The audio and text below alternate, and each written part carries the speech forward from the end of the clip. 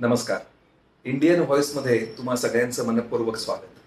दिल्लीचे मुख्यमंत्री अरविंद केजरीवाल यांना ईडीने केलेली अटक आणि काँग्रेसशी गोठवलेली खाती या अलीकडच्या काही ताज्या घटनांच्या पार्श्वभूमीवर सत्ताधारी भारतीय जनता पक्ष विरोधी पक्षांबाबत, विरोधी मतांबाबत काय आणि कसा विचार करतो याचा शोध घेणं आवश्यक ठरतं.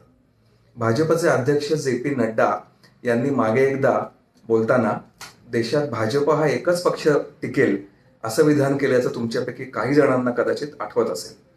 भारतासारख्या बहुसांस्कृतिक, बहुभाषिक, बहुआयामी देशात एक राष्ट्र एक पक्ष यासारख्या एकारलेल्या विचारसरणीचा पाईक असलेला पक्ष आज सत्तास्थानी आहे.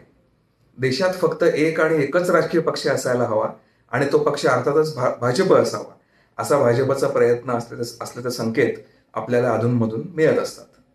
आज इतर पक्षांमधून भाजपमध्ये जाणाऱ्यांचा ओघ बघितला तर हे खरं होण्याची शक्यता अनेकांना वाटायला लागली आहे. अर्थात पक्षांतर हा एक वेगळा मुद्दा झाला.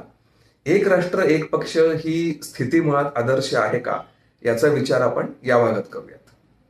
आपल्यापैकी ज्यांनी पॉलिटिकल सायन्सचं जुजबी का होईना शिक्षण घेतलेलं आहे किंवा लोकशाही या संकल्पनेशी ज्यांची तोंडओळख आहे त्यांना लोकशाहीच्या एका आवश्यक घटकाबद्दल नक्कीच माहिती असेल. तो घटक म्हणजे सक्षम विरोधी पक्ष. सक्षम विरोधी पक्ष ही लोकशाहीची गरज आहे. संसदेत किंवा विधानसभेत किमान 50% जागा मिळवणारा पक्ष सत्ता स्थापनेसाठी दावा करू शकतो अशी आपल्याकडे तरतूद आहे. हा किमान आकडा आहे. तो कमाल किती असावा यावर कोणाचेही नियंत्रण नाही. तरीही लोकशाहीच्या संकल्पनेत विरोधी पक्षाला मोठं स्थान आहे हे कोणीच नाकारू शकत नाही. मात्र सध्याच्या भाजप नेतृत्वाची धोरणं मात्र विरोधी पक्ष संपवायच्या दिशेनेच जाणारी आहेत असं दिसतं.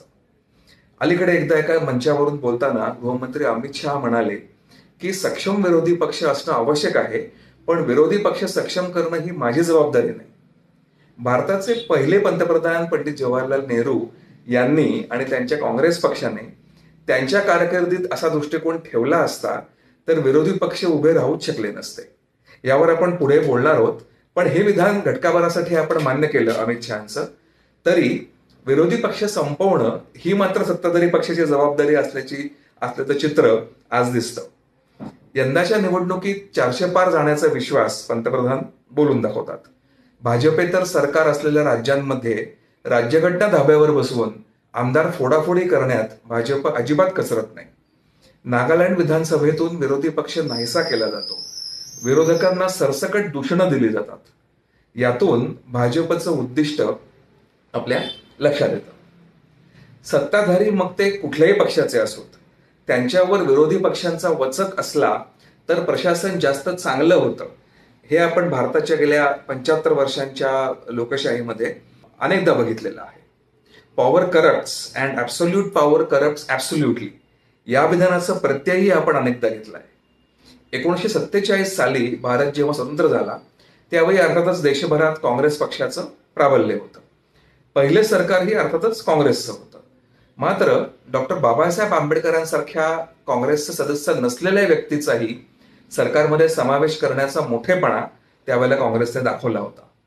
पक्षाच्या पलीकडे जाऊन विचार करण्याचा पायंडा जवाहरलाल नेहरूंच्या नेतृत्वाखालच्या काँग्रेसने घातला होता.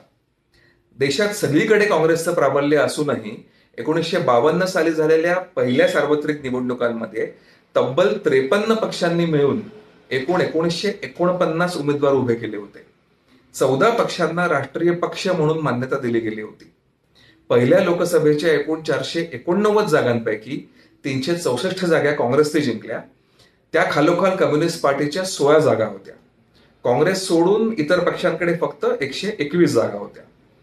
तरीही विरोधी पक्षांच्या नेत्यांना लोकसभेत बोलण्याची, प्रश्न विचारण्याची संधी मिळावी यासाठी काँग्रेस प्रयत्नशील होती. कारण संसदेत विरोधी पक्षाला आवाज नसेल तर सत्ताधारी निरंकुश होतील हा विचार काँग्रेससारख्या मोठ्या पक्षाचे नेते करत होते. विरोधी आवाज दाबून न टाकता तो ऐकून घेणं म्हणजे लोकशाही हा विवेक त्यांच्यात जागा होता. विरोधी पक्षांच्या जागा प्रत्येक निवडणुकीत थोड्या थोड्या वाढत गेल्या. यामागे हे एक कारणही नक्कीच होतं. मगाशी म्हटलं त्याप्रमाणे पहिल्या लोकसभेत काँग्रेसेतर पक्षांना 121 जागा होत्या. चौथ्या लोकसभेपर्यंत त्या वाढत गेल्या हळूहळू. चौथ्या लोकसभेत काँग्रेसच्या 283 तर विरोधी पक्षांच्या सगळ्या मिळून एकूण 235 जागा होत्या. विरोधी पक्ष नेता हे पद 1977 मध्ये अधिकृतपणे अस्तित्वात आलं असलं तरी त्याच्या पूर्वी देखील विरोधी पक्षांच्या खासदारांना लोकसभेच्या कामकाजात सक्रिय सहभाग घेता यावा म्हणून सत्ताधाऱ्यांनीही कायम प्रयत्न केले. जॉर्ज फर्नांडिस, राम मनोहर लोहिया, अटल बिहारी वाजपेयी हे विरोधी पक्षात असूनही त्यांचा आवाज देशभरामध्ये बुलंद होता. थोडक्यात देश घडवण्यासाठी सक्षम विरोधी पक्ष घडवणे आवश्यक आहे हे त्या काळातल्या नेत्यांना समजत होतं. नेहरूंनी घालून दिलेल्या परंपरेचं पालन खुद्द त्यांच्याच राजकीय वारसदारांनी केलं नाही अशीही टीका होते आणि त्यात तथ्य आहे. पण विरोधी पक्ष नकोच ही जी भाषा आज बोलली जाते आहे ती तेव्हाही कोणी वापरलेली नव्हती. लोकसभेत किमान 10% जागा असलेला राजकीय पक्ष विरोधी पक्षनेतेपदावर दावा करू शकतो असा नियम आहे. 2014 मध्ये कोणताही विरोधी पक्ष 10% जागा मिळवू न शकल्याने विरोधी पक्षनेत्याचं पद रिकामं राहिलं. सत्ताधाऱ्यांनी काँग्रेसला हे पद देण्याचा उमदेपणा दाखवावा असं आवाहन तेव्हा केलं जात होतं. मात्र भाजपला विरोधी पक्षच नको आहे, त्यामुळे विरोधी पक्ष नेता ही तर पुढची गोष्ट झाली. भाजपचे नेते आज विकासाच्या गोंडस नावाखाली विरोधी पक्ष ही संकल्पनाच बाद करण्याचं आवाहन मतदारांना करतायत. गेल्या 10 वर्षांपासून संसदेतील स्पष्ट बहुमत आणि अनेक राज्यात सत्ता असलेल्या भाजपने विकासाच्या बाबतीत जनतेची कशी दिशाभूल केली आहे हे तुम्ही इंडियन व्हॉइसच्याच अनेक व्हिडिओमधून बघू शकता. देश अनेक आघाड्यांवर मागे पडलेला आहे हे आपल्याला स्पष्ट दिसतंय.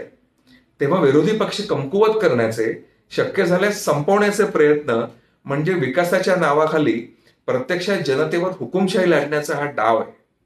त्यामुळे येत्या लोकसभा निवडणुकीसाठी मतदान करण्यापूर्वी आपण या सगळ्याचा नक्कीच गांभीर्याने विचार करायला हवा.